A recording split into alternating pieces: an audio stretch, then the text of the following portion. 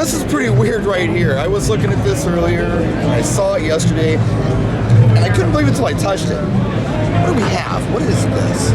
Well, what we said is try to figure out, again, trying to make the job easier on setups and trying to make it easy without it hurting you in the wallet or in the bank. Right. So if you pan back a little bit, let's step back a little bit. We are looking at simulation. We could use this as a DJ booth or lighting booth, but you get the idea with global truss right there. Put a moving head or a fixture on top of there.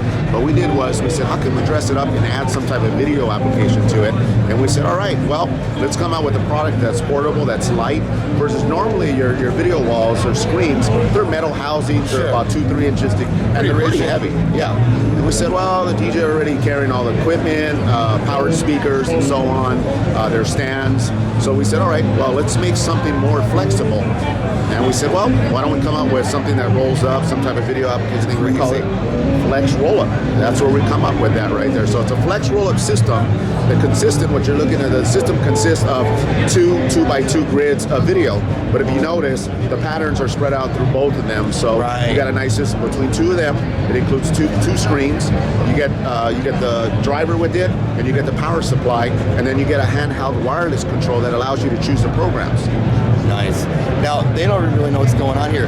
Do me a favor. Let's go close to this thing and just kind of touch it with your hand to give an idea of what kind of material we're actually dealing with here. Well, it's basically plastic. Like a plastic, but if you notice from 5 feet away, just like anybody attending your event, they can't tell. Yeah. They can't tell. And we got a lot of ambient light here, but normally in the dark you're going to see it. Right. And when eventually you're going to have your driver where it has an SD slot, Joe, you'll be able to create programs with your names, with graphics, and other things like that, and you could actually put it in, and then you could choose your graphics. But again, you have create that on your computer, and you would pop it into the interface that comes with this system, and you can do logos or all kinds of neat stuff. It's amazing. I mean, just the patterns alone that's already built in that we're going to have is amazing, but you could take it a step further eventually like that.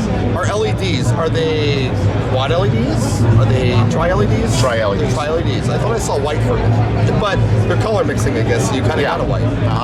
Because they are indeed quad. So you see a couple more patterns like that. Right, you see yellows and almost an amber there, so it does really nice color mixing. But normally, something like this is going to cost you a few $1,000s. What does a panel cost? Like a 2x2 panel?